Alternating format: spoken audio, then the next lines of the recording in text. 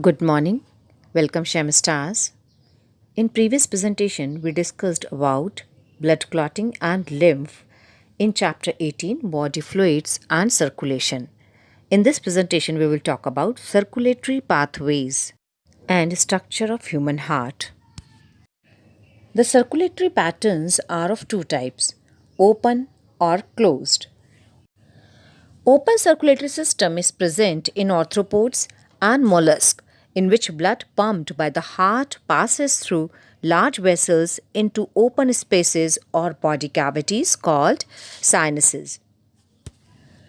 Annelids and chordates have a closed circulatory system, in which the blood pumped by the heart is always circulated through a closed network of blood vessels.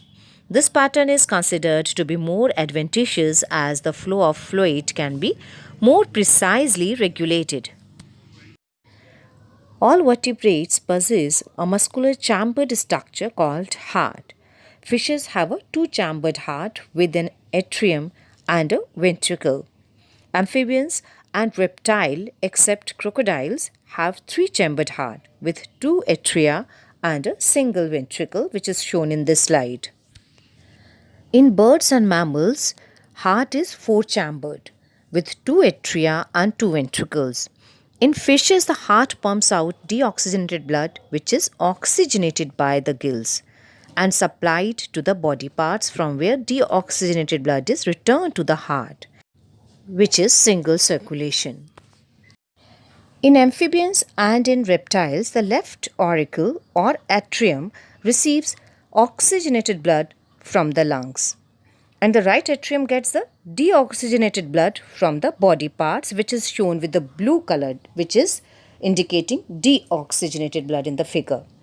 They get mixed up in a single ventricle because heart is three-chambered, which pumps out mixed blood. It means in amphibians and in reptiles, the circulation is incomplete circulation, incomplete double circulation.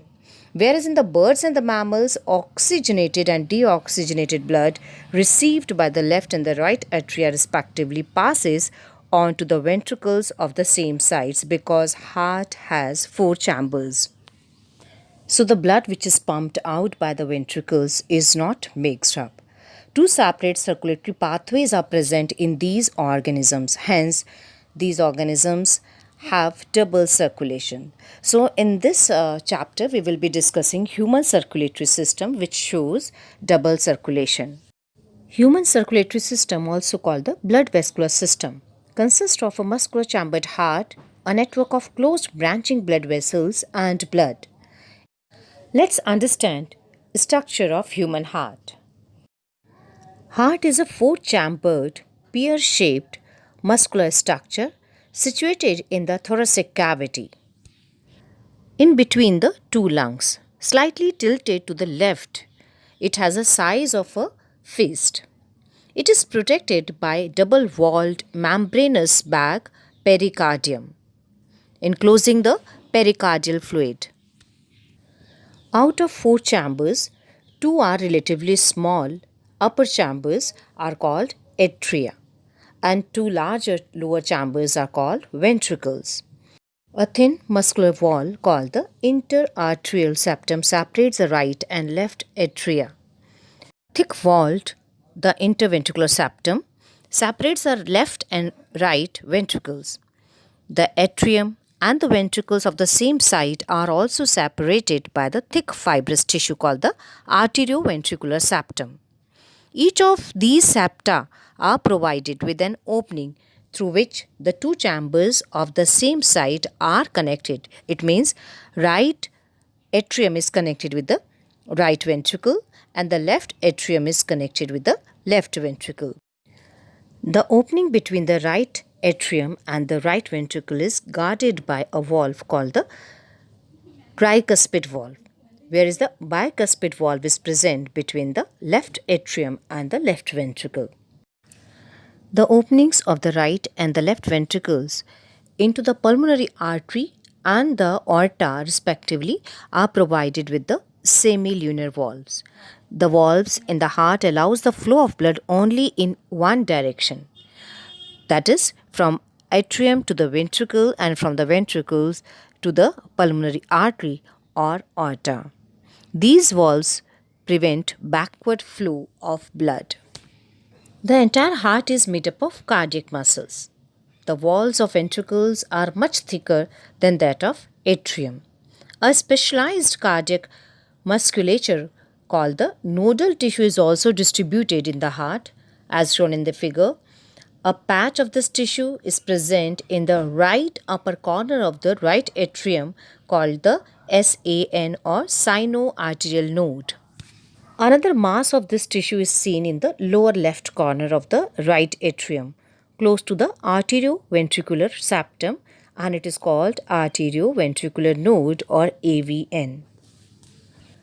A bundle of nodal fibers, arterioventricular bundle or AV bundle, continues from the AVN, that is arterioventricular node, passes through the arterioventricular septa to emerge on the top of the interventricular septum and immediately divides into right and left bundle. These branches give rise to minute fibers throughout the ventricular musculature of the respective sides, that is right and left, and are called Purkinje fibers. These fibers, along with right and left bundles, are known as the bundle of His, H-I-S, His. The nodal musculature has the ability to generate action potentials without any external stimuli, that is, it is auto-excitable. The number of action potential that could be generated in a minute vary at different parts of the nodal system. The sinoarterial node or SAN can generate the maximum number of action potential 70 to 75 per minute and is responsible for initiating and maintaining the rhythmic contractile activity of the heart. It is called the pacemaker. Our heart normally beats 70 to 75 times in a minute. So children, this is all about the introduction of circulatory pathways and human circulatory system with the structure of human heart. In the next presentation, we will talk about the cardiac cycle. I hope you must have understood. Thank you, Shem Stars. That's all for today. You can drop your queries on Google Classroom. Take care.